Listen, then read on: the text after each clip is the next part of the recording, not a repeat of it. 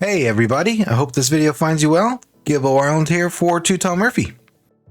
So folks, I have so much to show you that as I was putting this together, it was getting pretty long and, well, you would have been totally sick of me. So we've gone ahead and broken it up into 3 videos, with this being part 1. In thinking about our flight sim setups at home, and of course each of our setups is different, it might be fair to say that for at least most avid simmers, you would have perhaps some form of rudder pedals, a yoke or a stick, and a throttle of some description, perhaps part of a HOTAS, or if you've been a very lucky boy or gal, a Bravo throttle quadrant. You lucky things. So if this rings a bell with you, great, and it brings me to today's topic, which is covering what's left in a cockpit when GA flying in a simulated setup.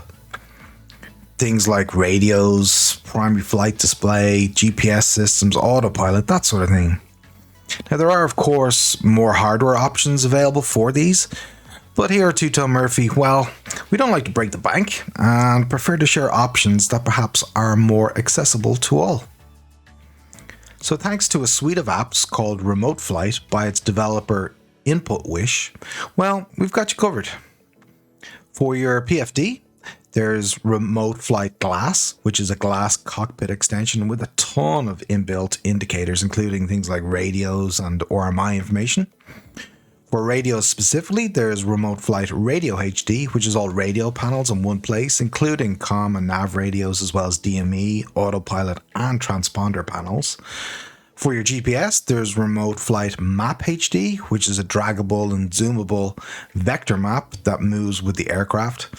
And finally, there's another one called RemoteFlight Cockpit HD, which is a full cockpit panel replacement with animated instrument gauges. So RemoteFlight is currently iOS only, with separate apps for the iPad and iPhone.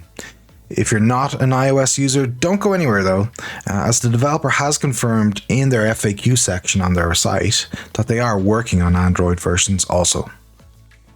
So while each of these apps can be independent from one another and can be purchased separately, in this series we're going to concentrate a video specifically on each of these 3 iPad apps: Radio, Map, and Cockpit, because, well, who doesn't like a deal?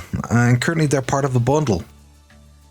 Jumping over to the App Store, you can see the bundle costs €33, which is about a 25% saving compared to buying each separately. So how does it work? And what's it like? I agree, let's get going.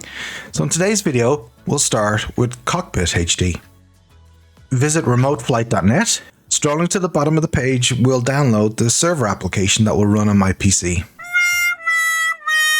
So at this point I did encounter an issue.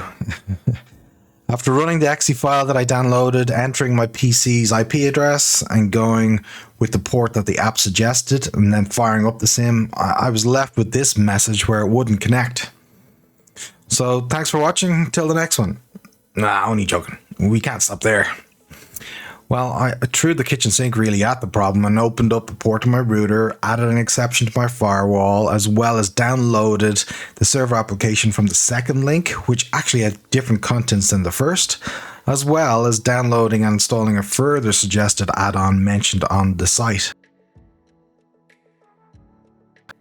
Tried it again, and boom, that all worked. And thankfully that was the last of any technical problems. Now your mileage may vary here, might have been just my particular setup or rotten luck, but as always, I wanted to give you the honest truth about my experience, which I think you'd prefer. So, with all that setup out of the way, let's now take a first look at Cockpit HD in action. Here's the blurb on Cockpit HD, but let's skip that. I'm a man, we don't read instructions. We'll figure it out for ourselves, eh? Let's get flying. Okay, so this is the default view. Starting on the top row, let's see what we have here. We have an airspeed indicator, an attitude indicator, and an altimeter. And on the bottom row, we have a turn and slip coordinator, a heading coordinator. Well, actually, that's more a directional gyro, isn't it? And a vertical speed indicator. Cool. Right, let's tap the set button, which brings us to settings. Now, in firing up each of these apps for the first time, you just need to enter the IP address of your PC and add the same port listed in the server app. Here's where you can change the layout of your instruments. Tapping on one brings up arrows to allow you to move them into whatever position you like. Ooh, you can even change the instruments. So these are the ones listed that we already have, but yep, there's more.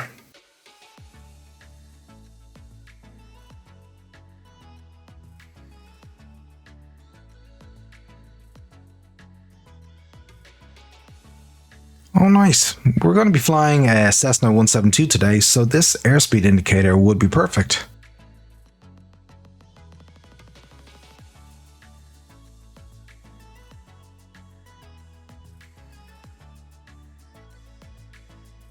Ah, it's an add-on purchase, €5.50, right. So I guess all these in blue are additional purchases. Should have read the blurb after all. But oh, there's an all gauges pack. $17.99. Yikes. But it says there that excluded from the package are EFIS and OR22. EFIS, by the way, is Electronic Flight Instrument System that displays full flight data electronically rather than electromagnetically. I'll tap EFIS, $10.99. Okay, so just to get this straight, you spend 30 odd euros on the bundle, you don't get all gauges, but when you do buy all gauges, you still don't get all gauges. Alright, well we'll leave that there and jump right into the sim and see what it can do. Tapping test checks that you're connected okay to your PC, which we are, and here we are in a 172 on the west of Ireland, taking off.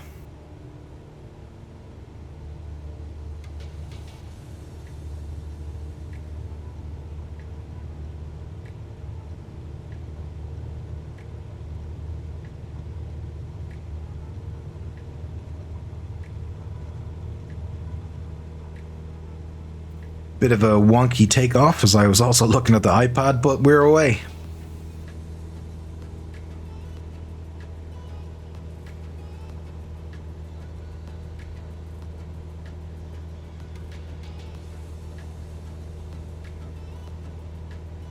Let me see if I can change the view so we can compare the iPad readings to the cockpit.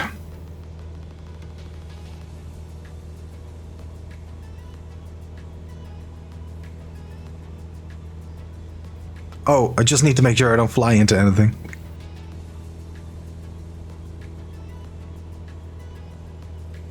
So hopefully this view will work and I'll zoom in a bit. What I'm interested in here firstly, and probably most importantly, is the indications on the iPad that they match the cockpit instruments.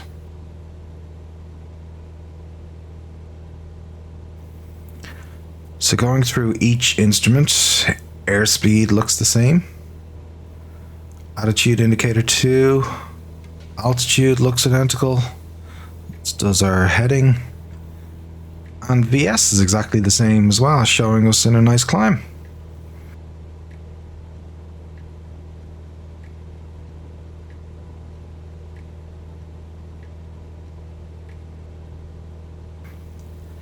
Now if I switch to Nav Mode, what I want to see is that it stays perfectly aligned. And yep, turn coordinator showing left turn, as is the attitude indicator immediately.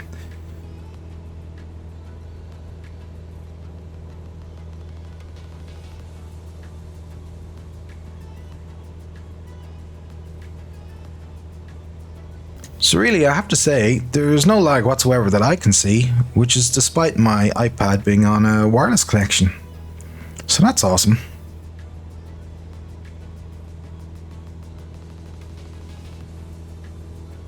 This particular app is obviously more about the visuals rather than any functionality, but there are one or two more things just quickly to check out.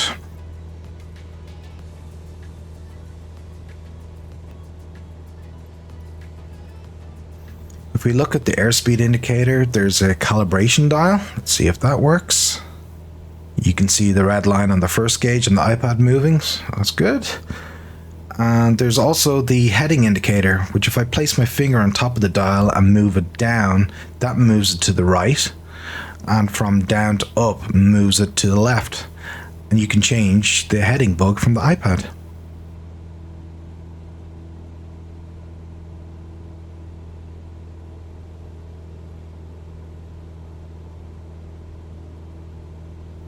So, okay, it's a pretty cool app. Really all about the visuals rather than built-in functionality, but it does what it says in the tin. In other words, what it's designed to do, it does, and it does well.